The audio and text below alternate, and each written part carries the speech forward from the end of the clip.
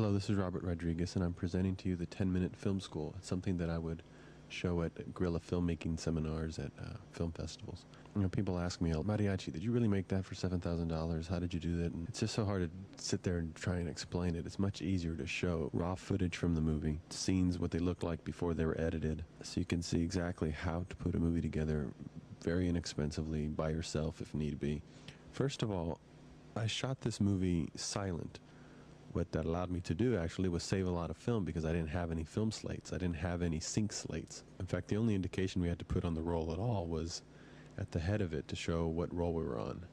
And this is roll 15. You can see I just had the actors hold their fingers up. After that, there's no slates. Let me jump right to the cool part.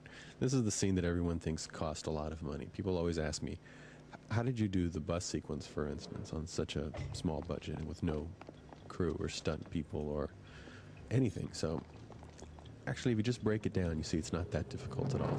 In fact, it's actually kind of cool. So what you're going to be looking at here is the actual raw footage of this scene and the order it was shot. There's no slates.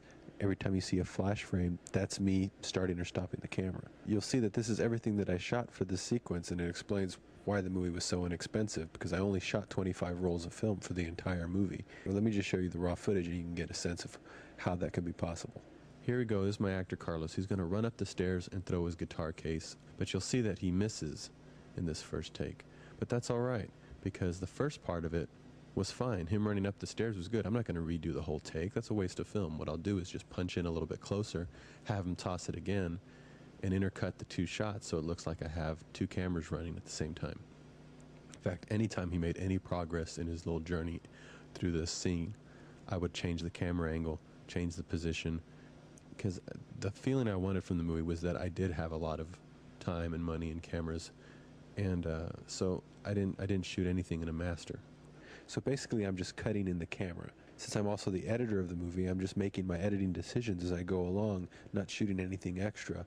Every time you see that flash frame again, that's me just stopping filming or starting to shoot again. I would call action, then I would start shooting.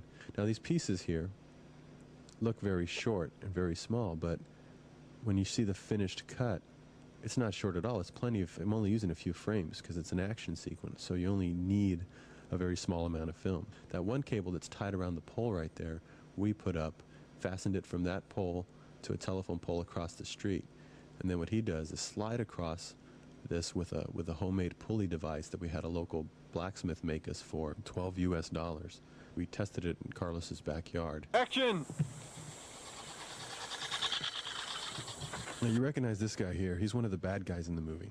Instead of having a film crew, I would just use my actors. I mean, they're just standing around anyway, so he was helping me by pulling me in the wheelchair as I got this shot of Carlos going overhead. We're actually just waiting for our bus to arrive. Here's our bus. What I did was I got all the way down the street with a zoom lens so that I could compact the action slowly by pushing in as he went down the line, making it look like the bus was much closer to him than it was. I also undercranked so that it would look a little faster. So he kicked the bus, swings over to his mark on top of the truck, and he doesn't fall on the bus. I get that separately from inside the bus. He's already on the hood. He just hops down on front and, you know, shuffles around. And this is something I had forgotten about. I got myself in the shot by accident. You see me in the rear view strip there in the bus. There's my camera wrapped in a t-shirt, and there's me back there. You see, it's almost like shooting documentary style. It's just you with a handheld camera running around grabbing all your little pieces. So here we shoot it again from the outside, and he's just shuffling around, we're not going very fast at all, making it look like there's a lot of danger involved. That truck right there that he runs onto actually is, you notice that the bad guys drive it around in the movie. That's Carlos's truck. All my camera, it's our production truck. All my camera equipment's in the back. It followed us around everywhere and shows up quite a few times in the movie. It's just an all-purpose shooting vehicle. Okay, so here's the truck sequence edited. Now, what you're looking at here is not the DVD copy that you have. This is my actual original $7,000 videotape that first went out to studios, the one that Columbia bought. People always ask, well, before the film was blown up and you first got it shown, what did it look like? Was it just unwatchable? Did Columbia come in and fix it all up? And actually, this is it right here. I'd cut offline on 3/4 inch, did all my cutting straight from my original tape that came off the original negative, so it looks much cleaner than what you even have on the DVD. because by the time Columbia bought it and blew it up to 35 millimeter and distributed it on film, it was much more degraded. The film negative had been handled so much that it was really worn out. I couldn't even use that negative to make a good video transfer for this DVD. Okay, this is how you get 5 shots in one take.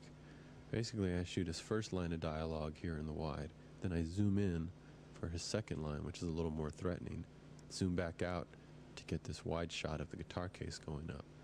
And I'm doing this because I wanted to make it look like I've shot this all day with different lens sizes. I go back to a medium close-up and then punch in for a tighter shot for his last big threat, then whip back out again for him opening the case. Now, I know those zooms are very jarring, but they're basically just repositions. I always plan to cut away to the other guy's reaction during the zoom. Basically, I'm just shooting as an editor, getting my coverage that I need, but doing it all in one take, rather than, I'm never going to use that threat in a wide. So I'll go ahead and get it in a close-up, and I've made the decision. I've made the editing decision as I've shot it. So I can't change my mind later because it's shot only one way. I only did one take of this. But it's fine. You find that you can deal with anything that you've done. You can make just about anything work. You just make the decision now, save all that time and money, and not make the decision later. And if you're the editor, you can make those decisions, and they work out fine. That was a real gun, by the way, and so are these two up front here. See, this guy has a real gun, but the two in the back, those are water pistols. See the extra big water cartridge there sticking out. We borrowed these guns from the cop.